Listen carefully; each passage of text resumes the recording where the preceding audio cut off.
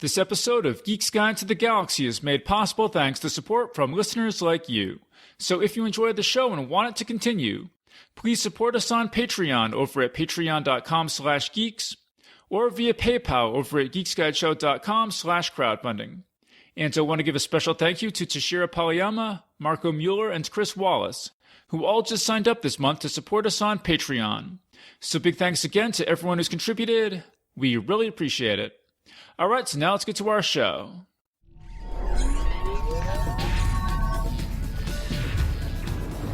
Wired.com presents The Geek's Guide to the Galaxy. And here is your host, David Barr Kirtley. Hello, and welcome to episode 495 of Geek's Guide to the Galaxy. Our guest today is Ada Palmer.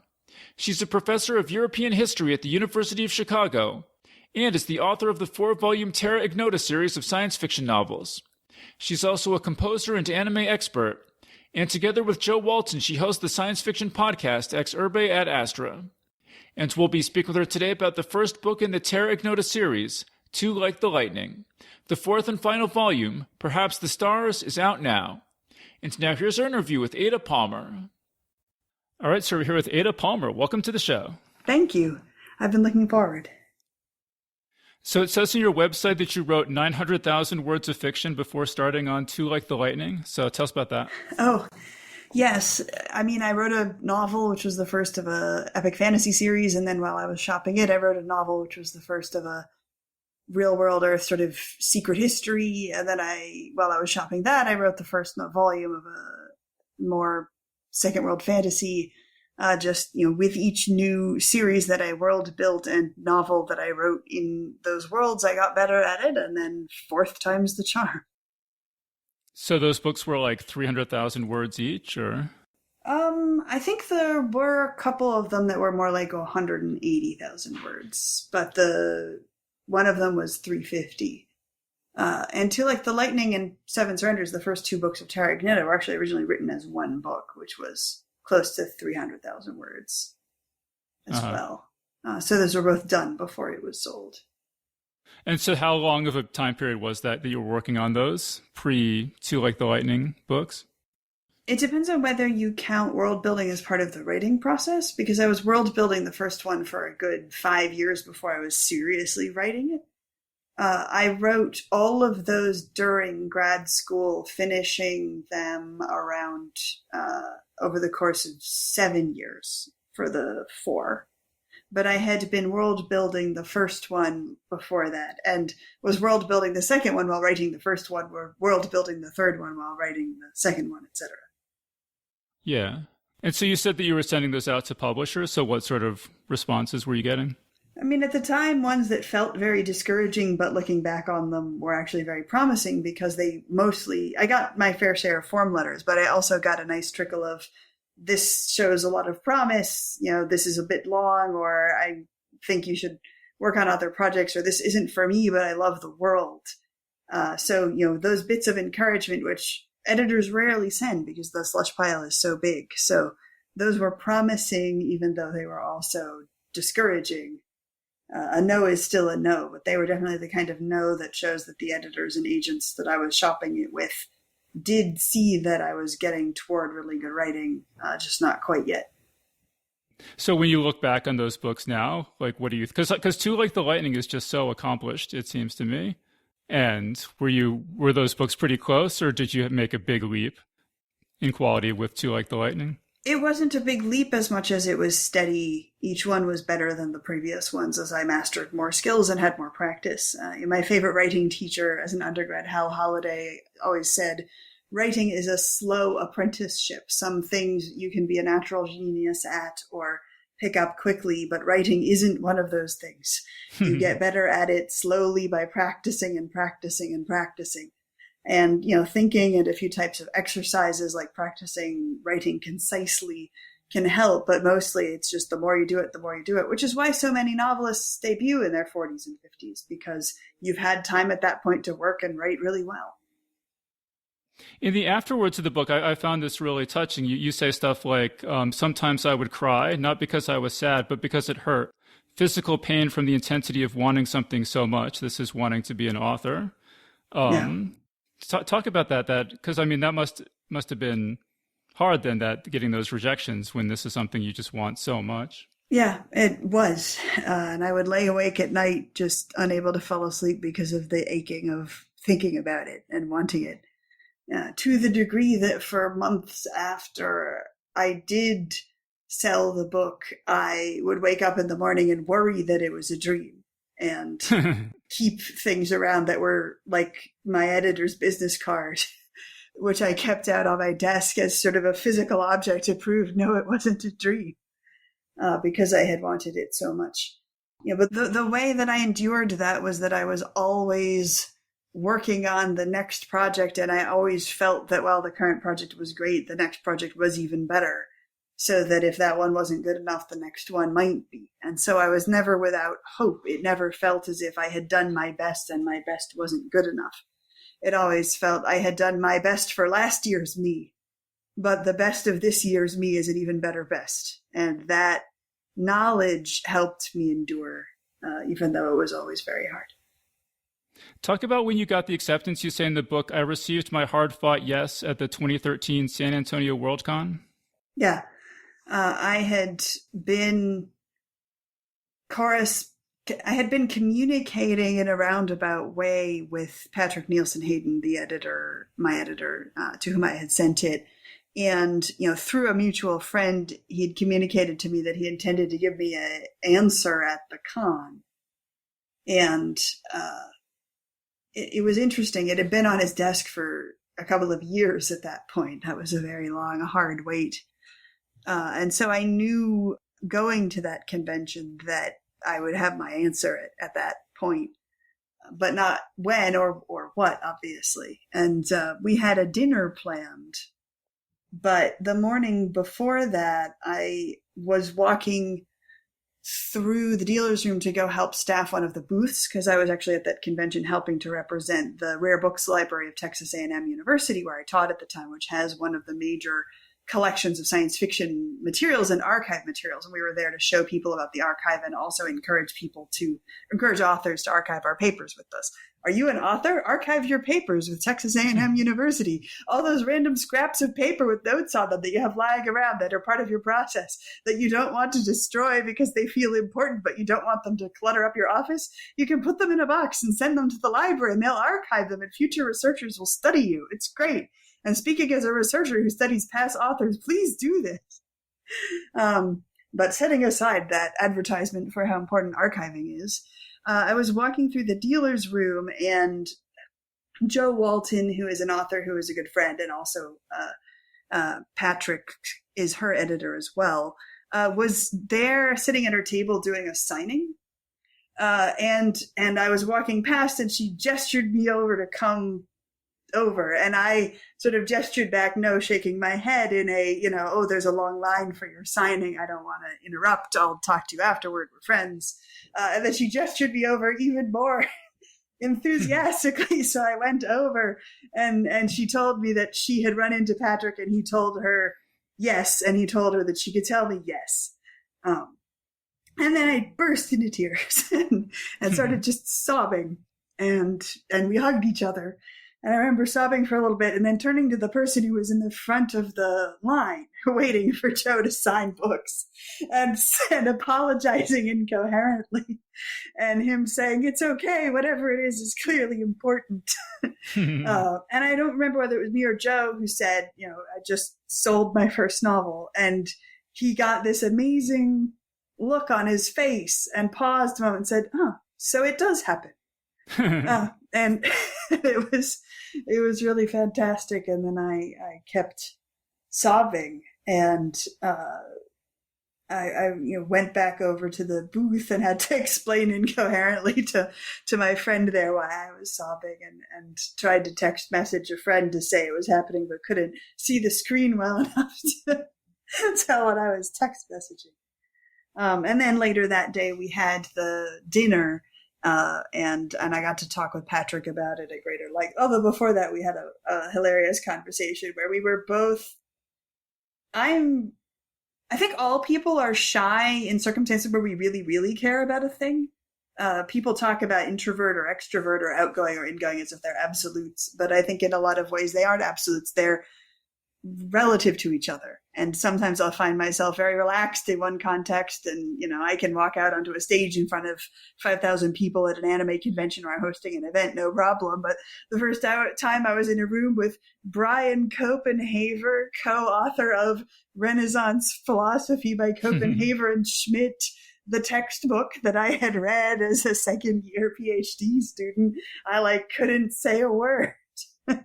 And I think everybody is shy in circumstances where we really cared. So there was a hilarious conversation where Patrick and I had the actual, yes, I want to buy your book, excellent, I want you to buy my book conversation. We couldn't even quite make eye contact because we both cared about it so much.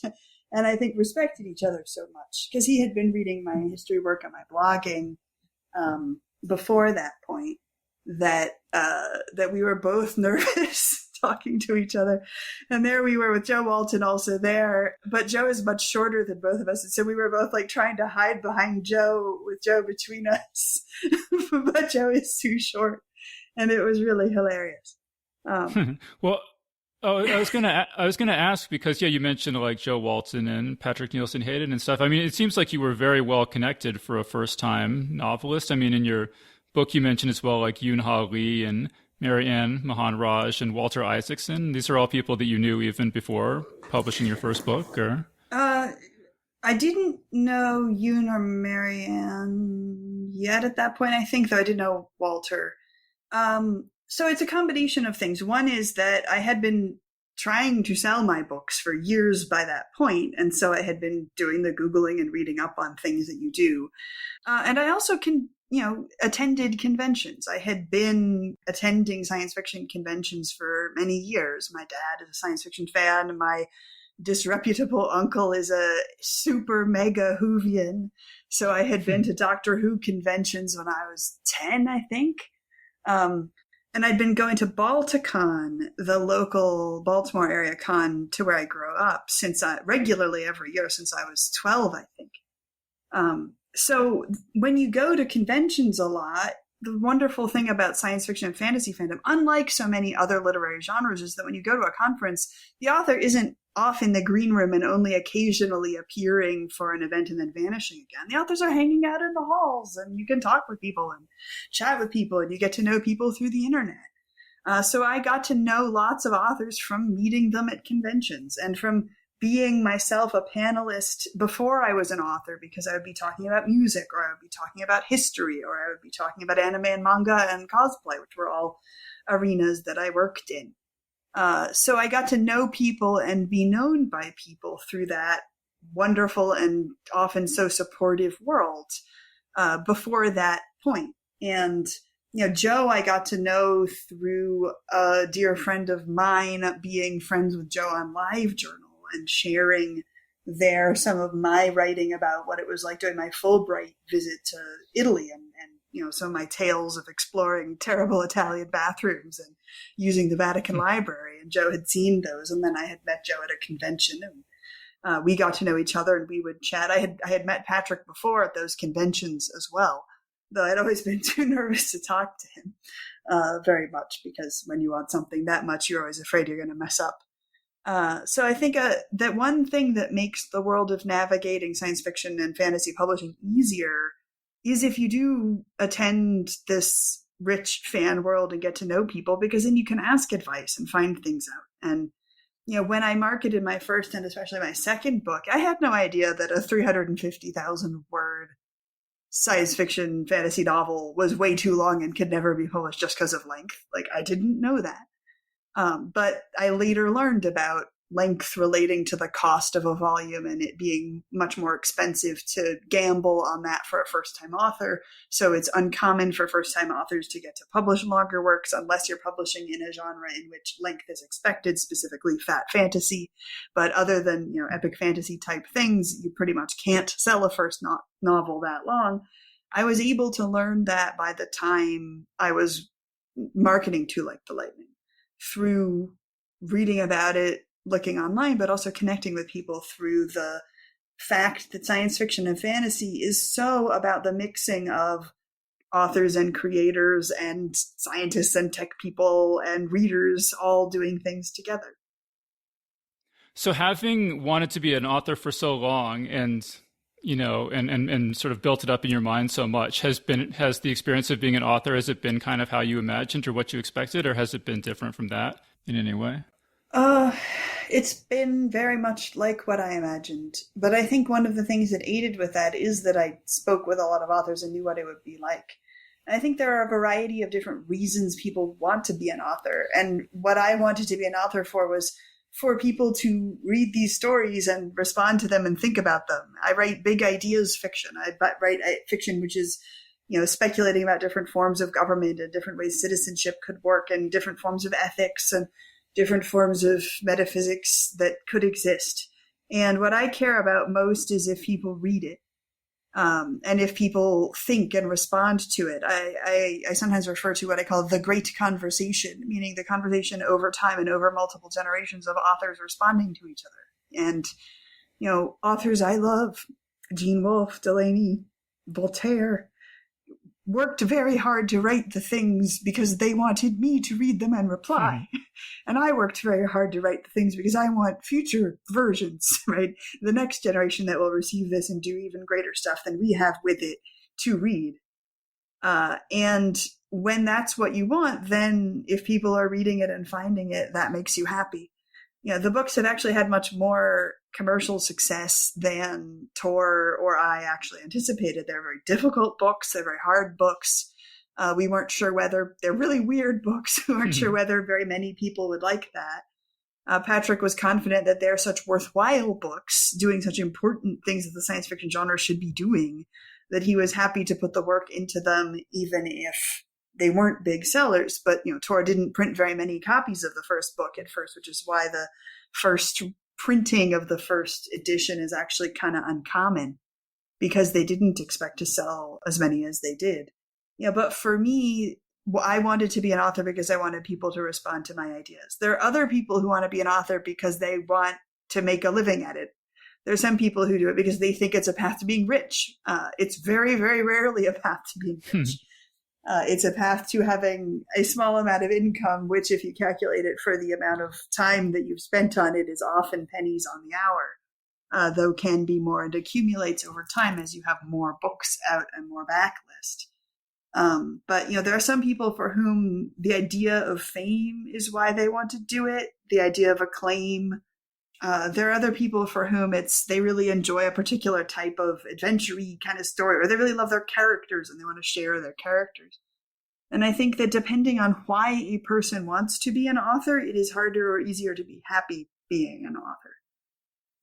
It's hard, and there are difficult sides. I know that emotionally I care very, very, very deeply about the reader. I'm doing this for you. And so when readers are upset with anything that's in the books, it tends to hit me very hard. I feel terrible guilt. I lose nights of sleep thinking, I could have done this better. How would I have changed this? I could have put in this one sentence and it would have made this thing clear. I'm already having that with Perhaps the Stars. I've realized, if there had been this one sentence that I inserted in this one place, then this thing couldn't be misconstrued in this way. Well, let's talk about some of the ideas in the book, because I do want to, because I just read Too Like the Lightning, and I thought it was fantastic. I really, really enjoyed it, and it does have these great ideas in it. And so, just to really quickly summarize the premise, basically, it's a couple hundred years in the future. And most nation states have kind of dwindled away, and in their place there are these things called hives, which are these sort of voluntary associations, sort of corporation kind of organizations. And so there are corporation gives a sense of for-profit, and I think it's important to remember that only one of the 7 is descended from a corporation. Well, sort of 2 if you count Gordian, but they are non-geographic political entities. And geographic nations as the element which defines your political identity. The place where you were born or the place where you live is what determines what laws you live under, what government you owe allegiance to, what taxes you pay, what political ideals you are expected to love patriotically or engage with in political participatory debate is no longer determined by geography because of a tech change, right? Because of the flying cars. That there's this global network of flying cars so fast they can get you from anywhere on Earth to anywhere else on Earth in about 2 hours. So suddenly everywhere on Earth is commuting distance, and you can live in the Bahamas and have a lunch meeting in Tokyo and eat at a restaurant in Paris, and your spouse who also lives in the Bahamas can have a lunch meeting in Toronto and another one in Antarctica. And this is a perfectly reasonable travel day, especially with self-driving vehicles that let you do work while you're in the car. So once that's been true for a couple of generations, people don't live in a place because they have political ties with it. They live in a place because there was a great house there that their parents really liked at the time that their parents were buying a house. And it no longer makes sense for geography to be the determiner of political identity. But people still have political identity. It's not a one world government. It hasn't become homogenous. It's become plural, but non-geographic. People come of age, and when you come of age, you choose which of the different political groups you feel represents your ideals, and you join that one. And you pay taxes to it, and you follow its laws, and your roommate or your spouse or your neighbors next door might have picked a different one. Marijuana might be legal for you, but not for your spouse, or the other way around, because you've chosen to be part of different political groups. And, local regulations are still done locally by city council and so on, but fundamentally, it makes it into a buyer's market for citizenship. When you come of age, you decide which country is best or which one you most respect, and you sign up for it. Boy, do those countries have to compete to make people respect them and want to sign up for them. Right now, our countries aren't accountable that way because they have citizens by default. Well, right. Let me read. So these are I made a little list, and there's a great paragraph in the book that lays these out. But the 7, or at least 6 of them, are described as nation, strat, parliament, non-hereditary absolute monarchy, shareholder democracy, flexible constitution, democratic aristocracy. There's sort of what I would call a corporation run by kind of super psychologists, and one that's sort of ruled by suggestion box. Yep. They all have radically different systems of government in terms of how much is it monarchy, how much is it democracy, how is the democracy set up. Democracy can elect a president, or it can elect a parliament, or it can elect a triumvirate, or it can elect 3 different parliaments in balance with each other. One of them is the EU, which is still there. The EU is already fundamentally a non-geographic unit in that countries can join it and leave it. And they are, in fact, already discussing creating what I call in the book floating citizenship. It was fascinating to see them start discussing this since I wrote these books. The idea that you could be a citizen of the EU itself broadly rather than of one of the particular countries of it. This has been discussed especially in the context of Brexit as to whether it might have been possible to create a system so that young British people who still wanted to be members of the EU could choose to be citizens of the EU directly, even if they weren't citizens of an EU country. And the answer is sure, why not? And, it's perfectly functional for there to be multiple legal systems with overlapping jurisdiction. All the way through the Middle Ages, there was church law and civil law and Roman law, and different people within the same village were under different legal systems, even though they were living next door, and it worked. These systems can work. I mean, it didn't work perfectly. The Middle Ages weren't perfect. Guess what? The modern era also isn't perfect. And the institutions didn't work differently. The modern era isn't perfect, and it wasn't the fact that there were plural competing judicial systems that made the Middle Ages different. It's simply proof that that's perfectly possible. Right. So you have these 6 hives that I mentioned, and then there's the 7th one called the Utopians that seems sort of like science fiction fans, kind of like Elon Musk type. Well, I mean, kind of and kind of not, because they're extremely collectivist. So this is the group that is putting all of their efforts into terraforming Mars. And their capital is Luna City, which is a city on the moon, and they're working on terraforming Mars. And they focus on, astra mortemque superare gradatim is their motto, which means to step by step gradually overcome death and the stars. And they work as a team to advance the projects of expanding human lifespan, conquering and eliminating things that cause death, such as diseases, or making things safer so that there are fewer accidents, expanding the human lifespan, and then expanding outward into space. And, as we see them, there isn't as pithy a description of their political system because it's somewhat opaque to outsiders. But all of it is about collective teamwork in service of a project. And everything is shared, and much of their money is made through patents from discoveries that they're making. But there is no celebrity whose fame is being magnified by doing this. It isn't profit-seeking. It is about the project itself. And depending on whether you think that sounds like Elon Musk or not is an interesting question about what you think about Elon Musk.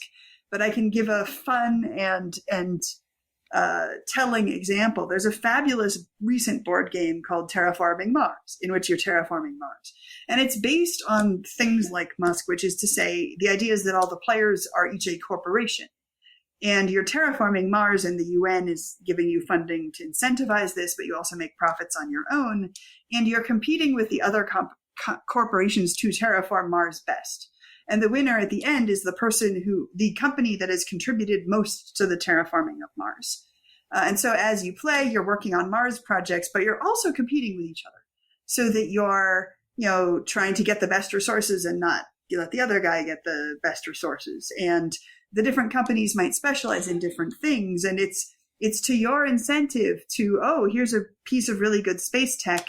If my rival gets this piece of really good space tech, they'll use it to get a lot of points. I'll get this piece of space tech instead, even though I can't actually use it all that effectively, to sort of shut it down so that they won't get ahead of me.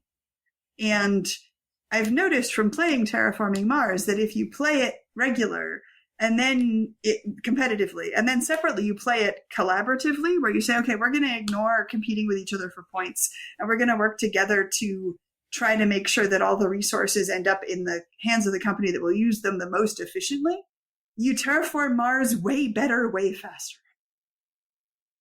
And so the board game is intended to be a celebration of this capitalist model of doing space, but actually also shows that just teaming up and everyone helping everyone get ahead makes everyone score more and achieve more terraforming of Mars. But so if you were living in this future society, I assume you would be a utopian, or is that not true? I mean, myself, probably yes. This is something that I feel about. And remember, they aren't just terraforming Mars. They are advancing a whole lot of agendas within humanity to make life better, longer, and advance purpose. There's a discussion in there about, the many contributions necessary to make a project the scale of Terraforming Mars happen are innumerable, and great innovations in childcare are also essential to this, by meaning kids grow up more energetic and eager and better able to contribute to other projects, and adults are spending their time more richly and more efficiently instead of wasting time on less perfect childcare things. That every vocation from baking to poetry contributes to the project in indirect ways, by inspiring people, by giving people the rest and emotional strength that play is essential to games, video games, emotional play, which is necessary to make you productive in the way that advances it. And, a lot of that indeed reflects me. But one of the whole issues with Terra Ignota is that there are things worthy of respect and that are excellent about all of these nations. And while a lot of people say, I would definitely be in this one, but I love this about this other one. And indeed, within the world itself, the groups are in dialogue with each other and about the things that they share, the things that they respect about each other. Utopia loves planets and nurturing planets. So do the Mitsubishi, which is the nation that has the most environmental concerns and is most interested in nurturing and preserving Earth. They have overlap. And so, one shouldn't ever read this book and come away thinking, I would definitely be in this group, and none of the other groups are worth considering. It's always, I would definitely be in this group, but I would also share X value with this group and Y value with the other group, and respect this about these. And maybe this in the one I would join isn't quite perfect and would be appropriate to reform. Because this isn't a utopia. The difference being it's a world that is changing and it has good institutions, but they're not perfect institutions. And the characters themselves are involved in pushing a good thing to become better. I liked the utopians that they have. I mean, there are explicit references, I think, to like Alfred Bester, Robert Heinlein, and Isaac Asimov, that those are, these science fiction authors are still remembered 400 years in the future. Yes. The utopians tend to name themselves after inventors, explorers, literary figures, or sometimes tech things or things from literature. At one point we hear there's a utopian named Curiosity, for example. So sometimes they're named after things from fiction. Sometimes they're named after things from reality. Sometimes they're named after the creator. Sometimes they're named after the created. But as we hear more and more of their names, we see a mix of references to science fiction writers, fantasy writers, literary figures from previous centuries, inventors, discoverers, ancient Greek figures, medieval Arab figures, all sorts of things. Actually, speaking of literary figures from previous centuries, I did not know this, that you say there's a pretty good case to be made that Voltaire was actually the first science fiction author. It depends a lot on how you define science fiction, but Voltaire has a short story called Micromegas in which an alien from Saturn and an alien from a star near Sirius come to Earth, and they are enormous, and they explore the Earth and look at it and have trouble finding life forms because to them a whale is the size of a flea. And they eventually realize that little tiny speck of wood on the ground is a ship and it's full of living things, and then they make contact. So it's a first contact story, and they have conversations with the people. And that is a very fundamentally science fictional thing. It doesn't involve technology. So if you define science fiction as depending upon technology and being about, in the Frankenstein sense, is man's knowledge giving us access to powers beyond what we've had before? What does that mean? It isn't asking that, but aliens and first contact is a very core science fictional element. Though you do get it a little bit in fantasy, but to a lesser degree. I have an essay in Uncanny Magazine that was published recently. What's the title? Expanding Our Empathy Sphere Through Science Fiction and Fantasy, which has a little bit of a history of first contact narratives in both science fiction and fantasy. But we name science fiction after the science, the tech, but the alien first contact element of it, both with aliens and later with AI fiction, artificial intelligence first contact stories, are a very core science fictional concept.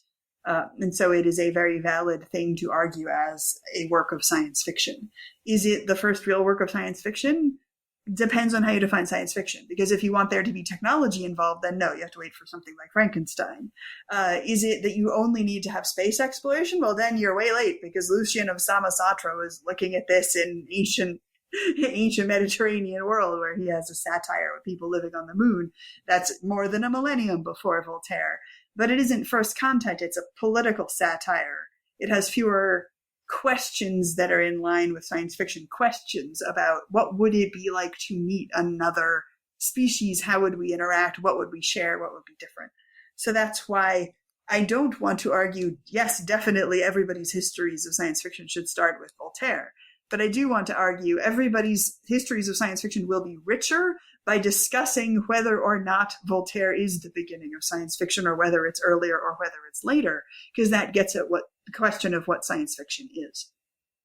I mean, is it the case that the Voltaire story with the aliens coming down, is that sort of less about angels and magic and more materialist than earlier examples of, characters going into space or things would have been? Yeah. Or less engaged in what we might call supernatural metaphysics. The aliens and the humans discuss theology. They discuss the question of whether the existence of God can be proved by science, and what the nature of the universe might teach us about the purpose of the universe, what we can learn about the order of the cosmos and its potential maker by observing the motions of the stars and the scale of things that exist, which are the kinds of questions that Darwin also asks.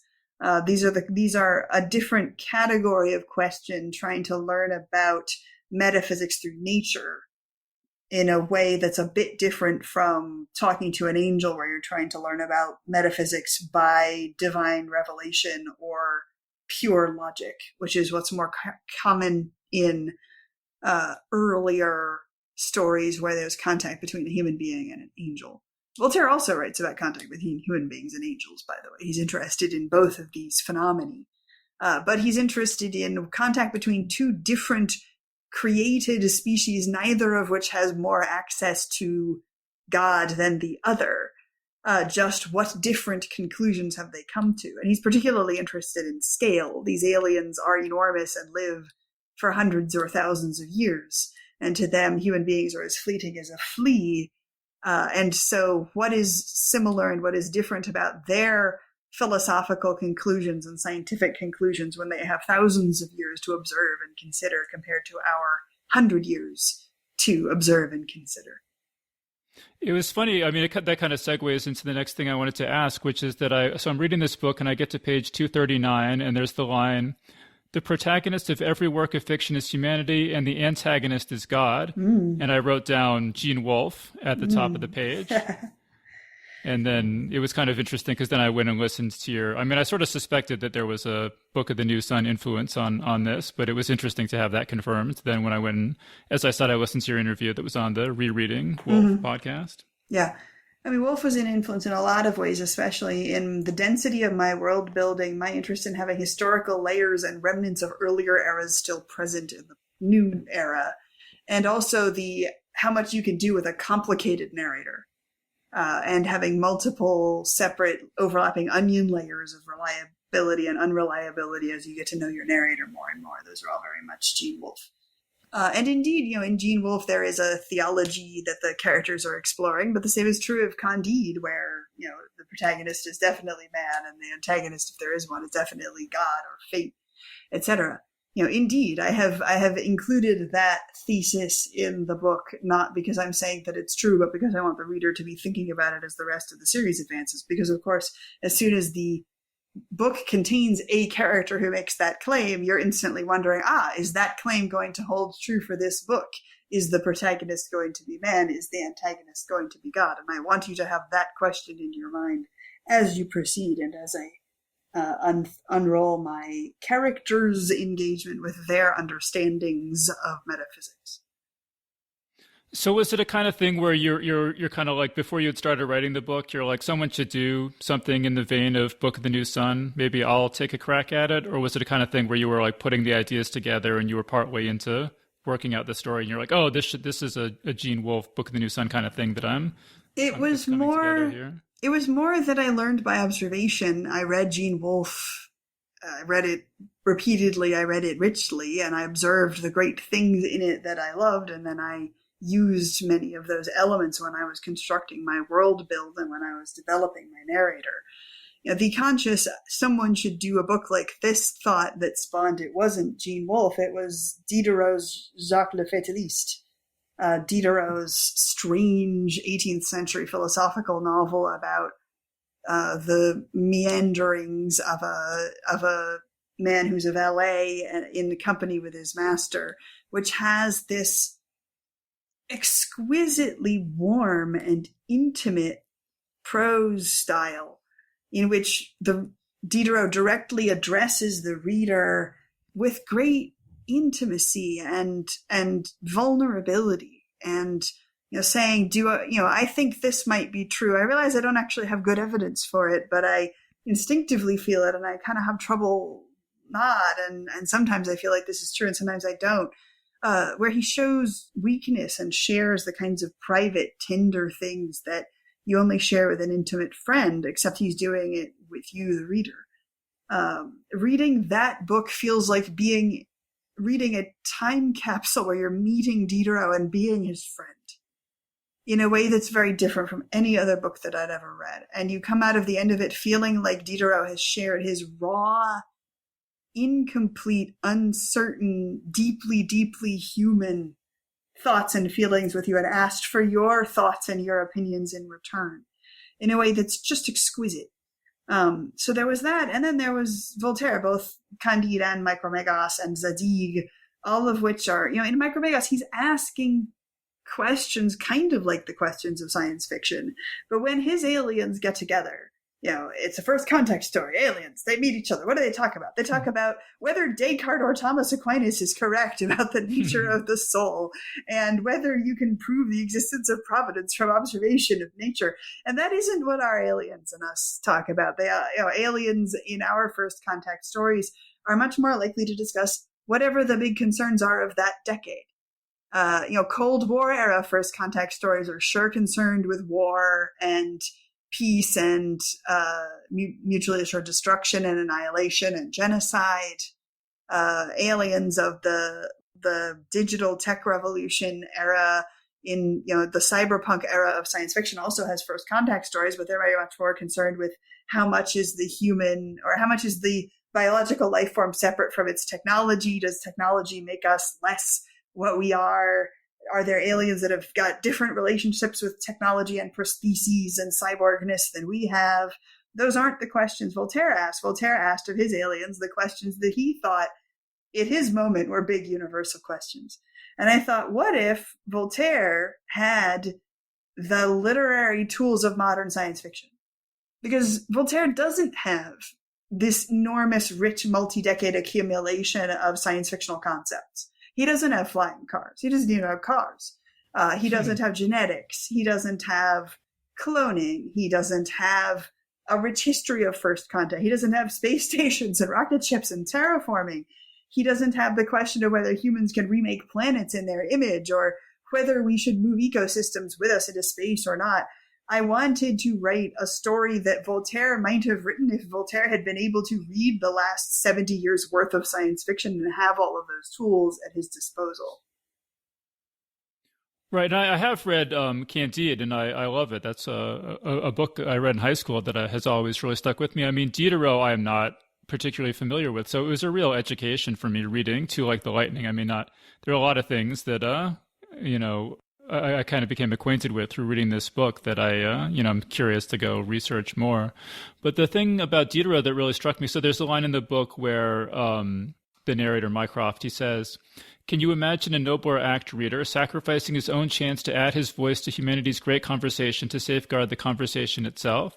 This is, I guess, Diderot was putting together this encyclopedia and suppressed his own controversial views in order to advance the encyclopedia project. Right. The Diderot self-censored not publishing his own innovative atheistic thought because he was the editor of this great project, the purpose of which was to preserve and disseminate all knowledge to all people and empower everyone in the knowledge is power sense. And if he had the reputation for being an atheist, then the project would have been much more likely to be banned and shut down. So he sacrificed being able to publish his own work in order to protect everybody else's.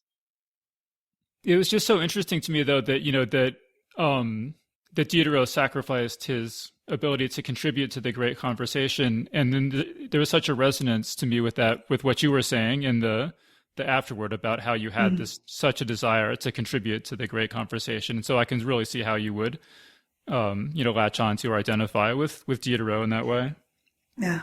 And respect it enormously because he protects that project so much, right? He's encapsulating and protecting everybody else's achievements. One of the goals of the Encyclopedia Project was for this information to be so widespread that it can never be forgotten, so that there could never be a backsliding of technology.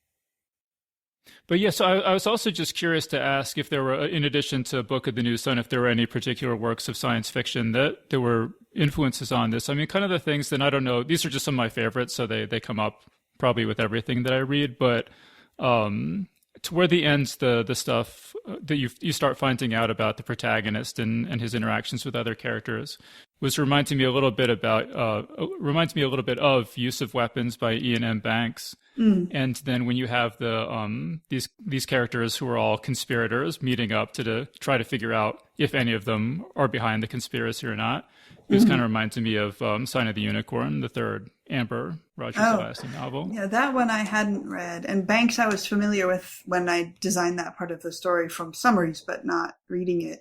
Another major source there is I, Claudius, Robert Graves's I, Claudius, which is a historical about ancient Rome, but about the intimate personal world of the elite political leaders who are shaping everything through this empire. And, some elements of the book are very much modeled on I, Claudius. Others are very much modeled on some elements of Delaney and Delaney's fascinating and deeply philosophical science fictional worlds. I read a lot of Delaney as my early jump into science fiction. And then some of it is responding to Japanese science fiction in translation. It's something that people who read a lot of Anglophone SF but don't engage very much outside the Anglosphere rarely recognize. But Japan has a long tradition of science fiction, a lot of it produced in response to English language works being translated into Japanese. And they've done a lot of development with artificial intelligence and robots, and also with warfare and the ethics of warfare and survival and peace.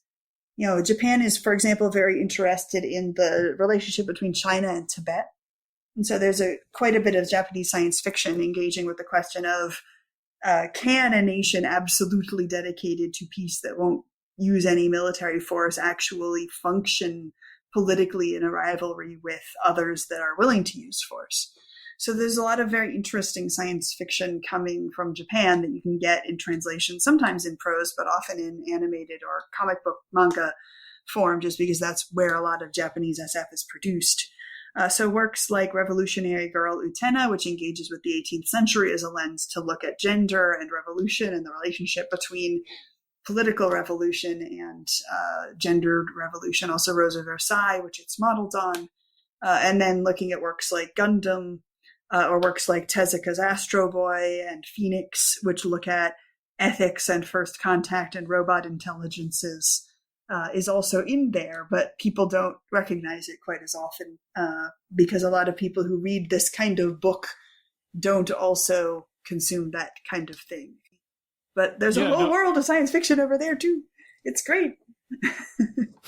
Yeah, I'm definitely not as familiar with manga and anime as I am with sort of science fiction novels. So I definitely I'd be curious to go back and listen to some of those. Well, and only a tiny slice of anime and manga is science fiction. And of the anime and manga that are science fiction, only a tiny slice of it is innovative and doing something ambitious, as opposed to let's just have some robots having another fight. But in the same way that in science fiction novels, plenty of them are just fun and others are doing serious and innovative things. And so if you find the serious and innovative works like Pluto, which is an amazing AI ethics first contact piece, Pluto by Naoki Urasawa, based on Tezuka's Astro Boy, one of the best works about AI and identity and war that I've ever read. Such good stuff. Yeah, I'll have to. It's interesting you mention I, Claudius, because I'm pretty sure that Gene Wolfe modeled Book of the New Sun on I, Claudius. Or at least I haven't read I, Claudius, but that's kind of what that's my understanding. Well, certainly I, Claudius is a very interesting and influential way of looking at imperial power and the world around imperial power and what it means. And there are moments in it, the easiest to summarize is that one of the minor issues that it looks at is Augustus being uncomfortable about being deified, right? There was this practice of Julius Caesar had been made a god and people wanted to make Augustus a god, and especially to have temples built to him in faraway places. And Augustus resisted it for a long time. And in Robert Graves's depiction of this, Livia, Augustus's wife, schemes to have the Senate make him a god anyway, even though he didn't want to. And there's this amazing scene where he comes to her and says, they've made me a god in Palmyra. There's going to be a temple to be and a little statue, and people will bring offerings to me and ask me to bring rain or cure their father's gout. Tell me, Livia, if I'm a god, even in Palmyra, how do I cure gout? And he just, the what does religion even mean anymore if we are having me do this when I'm powerless and I want to be powerful? I'm the emperor of Rome. I want to be able to fix everything. I can't. Isn't this dishonest? Is a very powerful moment and engagement. And it engages even more deeply with Caligula, who, declares himself to be a god and appears to believe it. And so I do think that Gene Wolfe is engaged in that, what is the limit of the power of the monarch? What is the limit of the power of empire? Can it be on a scale of metaphysics and religiosity? Can there really be a throne so powerful that it's entangled with saving the earth from the heat death of the universe? Is that possible? That is in many ways the deep extension of the, if I'm a god in Palmyra, how do I cure gout? If I'm the emperor of everything, but the problem is that the sun is going cold. Is there a model of lordship or a level of technology at which that quasi-divine level of power is possible or sane? And if so, does it or doesn't it reflect the universe accurately? So very, very interesting questions, and that he definitely engages with, and that I engage with. Well, yeah, so this might be a bit of a tricky question, but I did want to ask you this after reading the book. So my question is it cruel to let angelic intelligences mix with human intelligences long enough for each to learn how the other category's consciousnesses experience a different kind of independence from their God? That sure sounds like a question that's answered if you read 3 more books. And more specifically, you're quoting that as a question that one of the very strange characters in Book 1 asks. And my best answer to that is Book 1 and Book 2 were written as one book and were then cut in half. And Book 1 is all set up and Book 2 is all payoff. Okay, well, I definitely really want to read Book 2. So, yeah, you have definitely advertised. That's a good advertisement for Book 2. Yeah, it was so hard trying to create something for the end of Book 1 that would give some degree of satisfaction. I had very little time to make the revisions and wanted to give the readers something that wasn't just in media res. And it ended up with an interesting kind of structure where, as you've noticed, lots is going on. There is a mystery. There is a whodunit. But the whodunit is very in the background. It sort of surfaces occasionally like a sea turtle coming up to take a breath. And they're like, oh, right, the whodunit is here in this chapter. And then it's gone for like 4 chapters, right? But there is this faint whodunit thread in Book 1. And at the very end of Book 1, it isn't that you find out whodunit, as you know. But at the very end, the very, very, very, very, very end of Book 1, you finally fully understand what it is that has been done. Because the whole rest of the time, you're like, okay, this happened. Somebody did this. Why? What does this even mean? What are the, And at the very end, you finally realize, oh, this is what's been caused to occur. The it that has been done is this far larger disruption than we anticipated. Okay, we finally understand what the it is in the who done it. Now, next volume can be the who and the why. But it's a mystery where you only find out on the last page of the book what it is that someone has done. Well, I mean, I found the book really, really riveting, even if it's all set up. I mean, I found it, just so fascinating. And so, yeah, I am definitely looking forward to reading the rest of the series. And I mean, if we are, we're pretty much out of time, but do you want to just say anything since, you just published the 4th book? Is there anything else you want to say without getting into spoilers that will just sort of entice listeners to continue on with the series or to read the whole thing? Every volume is better than the previous one would be my best answer. And so if you liked Book 1, Book 2 will give you lots of resolution. If you like Book 2, Book 3, the intensity will ramp up. If you like Book 3, even people who love Book 3 and love the whole series, especially people who loved it so much that they've reread it. A lot of people have been messaging me saying, I've decided I'm going to reread books 1 through 3 before reading Book 4, which I highly recommend if you have a gap. But now you don't have to have a gap because it's out. But that all of them were then blown away by the intensity of Book 4. And another way to put it is, writing is a slow apprenticeship. We do get better. There are only 2 chapters in Book 4 which were not harder to write than the hardest chapter of the previous 3 books. I got better as a writer. I took on more intense and more challenging things. And it was worth it. It was all worth it.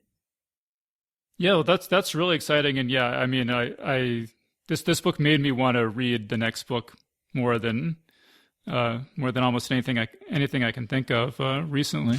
Yeah, well, book one is all about introducing you to this amazing world, right? And this deeply built future, which is neither a utopia nor a dystopia. It has dystopian things about it. It has lots of censorship and severe religious restrictions and things that should make us, tip up and say, wait, that sounds bad. But it also has lots of wonderful things and this wonderful political system with great political self-determination and 150-year lifespan and 300 years of world peace that make us say, wow, this is a great world. But it also has some terrible things about it. It's really complicated. It has lots of moving parts. It has lots of things that are respectable. It has a few things that are confusing and left over from the past. And a lot of it is about engaging with that complicated world because that's what our present would feel like to Voltaire. Right? That's what our world right now would feel like to the people in the past who were trying to make their world better. Because, it is better. The lifespan is longer. We've eradicated smallpox. We can fly around the world in merely 12 hours. And it's also not better because now climate change crisis is a thing and we can have bigger, terrible wars and some problems that they wrestled with are gone and, equal rights for women is enormously progressed, but it's definitely not complete. And, Voltaire was campaigning against anti-vaxxers and against religious intolerance and religious war. And he'd be here and be like, well, gotta republish the same essay again, huh?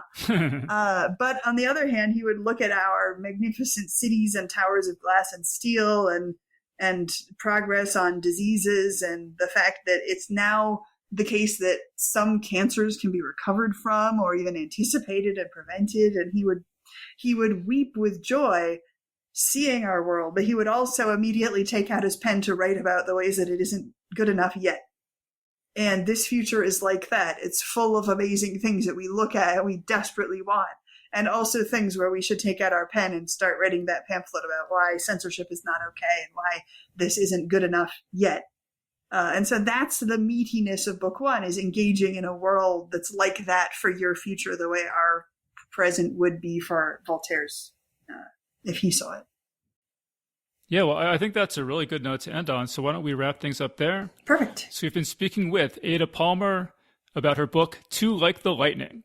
So Ada, thank you so much for joining us. This was a treat. I love these kinds of conversations. And that was our interview. So big thanks again to Ada Palmer for joining us on the show. And remember that Geek's Guide to the Galaxy is made possible thanks to support from listeners like you. So if you enjoy the show and want it to continue, please support us on Patreon over at patreon.com/geeks or via PayPal over at geeksguideshow.com/crowdfunding. All right, so that was our show. So thanks everyone for listening, and we'll see you next time. The Geek's Guide to the Galaxy is a production of Wired.com. For more information about the show, visit geeksguideshow.com. To learn more about your host, visit davidbarrkirtley.com. Music and voiceover produced by yours truly, Jack Kincaid. If you enjoyed this program, tell your friends. If you didn't enjoy it, tell no one. Thank you for listening.